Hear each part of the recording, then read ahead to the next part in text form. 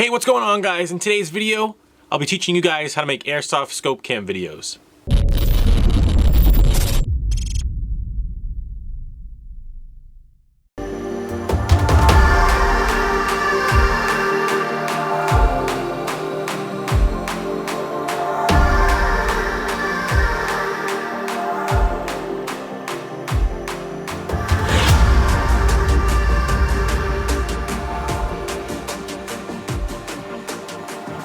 So in today's video, these are going to be the basics on how to make your airsoft scope cam videos. Now, I am going to do a whole series on this, so I'm going to make a new playlist, and I'll probably have a bunch of these videos. I just wanted to make these videos to help you guys out and give you guys some value. So I'm going to give you guys some tips, things I didn't even know how to do, and so let's jump right into it. So what I use is a GoPro Hero 5. That's for my head. I am going to be upgrading this soon to a Hero 8. But for right now, the Hero 5 really does the job. And it's super simple to use. I'm going to show you everything. I know some of you guys will be like, oh, like this, I already know this. But I'm doing this for the people who don't know how to make airsoft videos. So it comes in a skeletonized case. So you get your GoPro and then it comes with a skeletonized case. That way you can mount it to your head and click it in. So you can, put it on your head with a head strap. Now, if you don't have like a crazy budget, I definitely recommend just the head cam first, just to get you started. Play some CQB and then learn your way on how to edit and stuff. So GoPro Hero 5 with a head strap, and then once you gradually move on, get like a selfie cam and a scope cam. But we'll jump into that. Now, I use a 64GB memory card in this, and it gets my whole day. I don't need to switch any memory cards, so yeah, 64 does really good. Now, talking about the SD cards, I get a lot of questions about like what SD cards do I use, and that's the Extreme by SanDisk. I feel like it's the personally best. I used to run the gray ones and they were okay, but it didn't last all day because usually the files corrupt and stuff. But I really find that the SanDisk, the tan one and the red one, really makes my day really easy by making airsoft videos. I never had any problems with them. So yeah, a 64GB memory card should do you good. If you're probably recording in milsims, then yeah, you probably need some more memory cards, but if you're just playing for the day, I think you should be okay. Head cam is the most important. It tells you what you're doing, it shows you what you're doing, so I really feel like the head cam is really important. Yeah, I'm just going to break down everything, every small detail, so you guys can know what I'm talking about. Now, these episodes are going to be a little bit lengthy, but I hope you guys enjoy these ones. It's a new series, so I really want to dive deep into these because I've been getting a lot of questions lately of what I use for gear and stuff, so I figured I'd help you guys. So yeah, like I said, the Extreme SanDisk 64GB really works really well. I never had any problems with them. Don't cheap out on memory cards because that's important. You don't want to worry about, a file corrupting or you bring it back home and your files are messed up. So really invest in good memory cards. So now you're saved enough money or you just want to buy everything straight out, I recommend a scope cam next. Scope cams are really good. You guys can see your BBs, where you're shooting at, and where you're aiming at. So I really recommend these two cameras. Now, the cheaper end, this is what I used all the time on my videos. Every single video you guys have watched, I've used the Foxeer Legend 1. Foxeer Legend 1, really good camera. But I am going to use a Runcam 2 now, so quality is really better on this. But if you don't have the money, definitely recommend the Foxeer Legend 1. I've used that in all my videos. A little secret is go to Home Depot and get a PVC pipe to fit your lens. I didn't know this until recently. If you put this PVC pipe over your scope camera lens, your exposure will be a little darker, right? And it definitely blocks BB, so you can use that for that. But what it does is it makes when you're looking at someone, it makes everything like non-blurry or non-fuzzy. So really do that with your PVC pipe, and it really works really well. I've been using it for a couple of games now. I didn't know this until recently, like I said, and it really gets the job done. It comes out really crisp.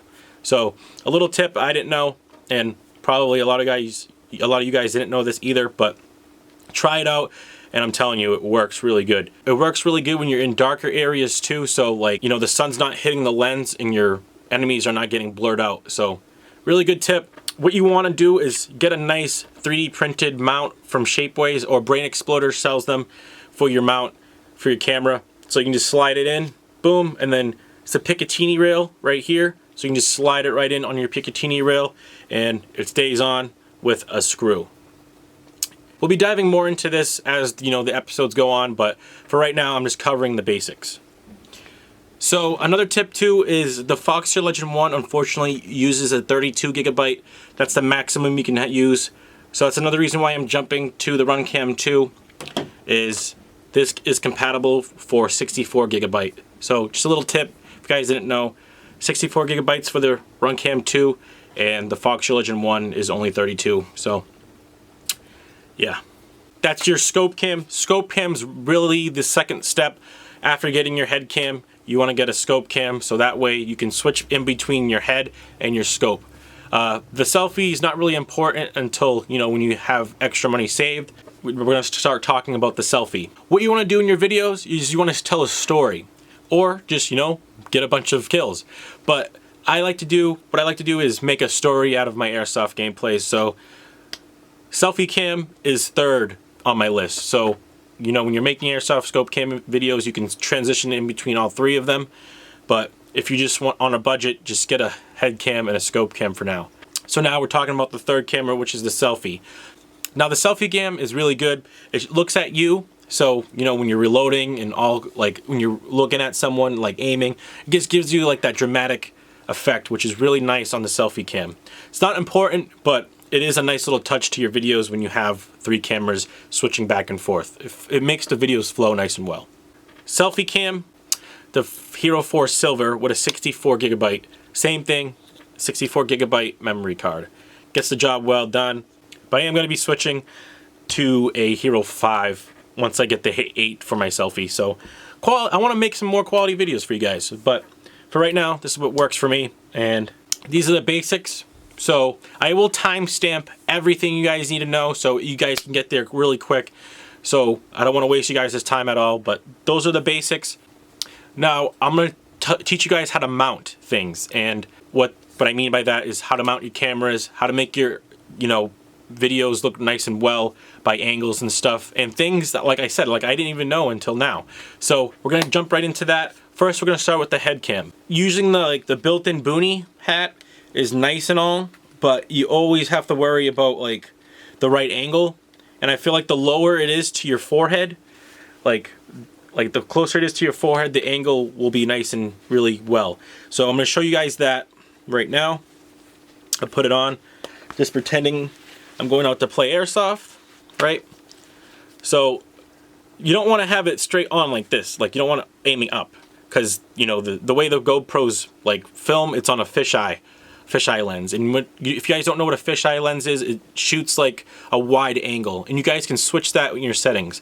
I will be going over this too. I'll be going super deep, so stay tuned for these videos. But what I like to do is get my head strap nice and good, and then angle it just a tad, a little down. You don't want it straight up like that, but you want it a little down. That way you can see you as you're aiming at someone, or if you're like aiming at someone, your angle will be nice and good. And you don't want a crappy angle for your head cam because you don't know what you're looking at. But if you have it nice and angled, just a tad, not crazy, just like that, on a little angle, just like that, really makes your videos look good. You can see what you're aiming at. You can see your, you know, enemies or, you know, your teammates. Now, this is not a sponsored video, but all the links to what I use is in my description. So a head cam by GoPro, a head strap from GoPro really does the job. You guys can get cheap ones too from like Five Below or like discount stores. Cheap head straps are a really way to go. Now, that's the basics. So we're going to be jumping onto your scope cam mounts, and I'll be teaching you guys how to do that. So let's jump right into it. So we'll be using my SSG, for example. I use a 20mm Picatinny rail. It's like a shotgun mount, and what that does is I put it on my end of my barrel. Now I see a lot of people put it on the top of their scope. I have some issues about that.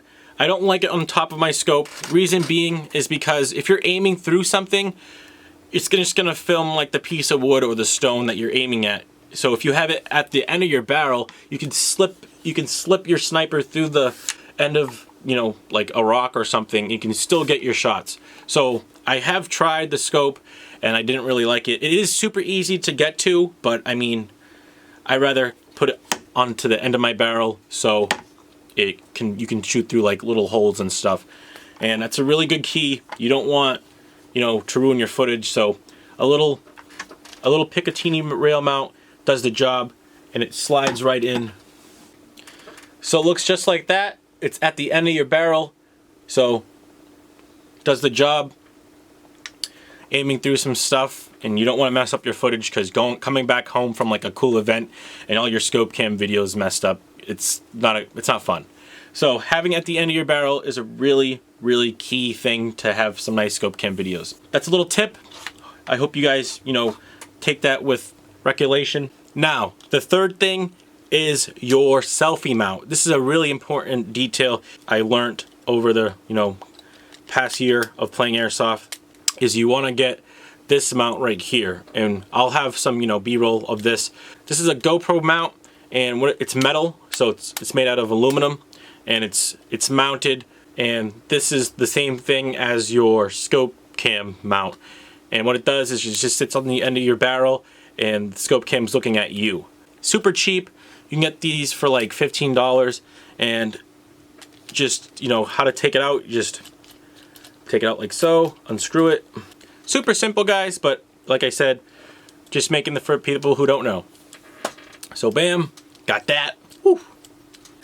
Mounting, super simple. You're gonna need some Allen keys and a screwdriver for your GoPro, so everything's nice and tight. You don't want to over tighten, because, you know, the GoPro mounts are plastic, so you don't want to be forcing them, but you just want them nice and snug so you're not wobbling around playing airsoft. So that's the basics.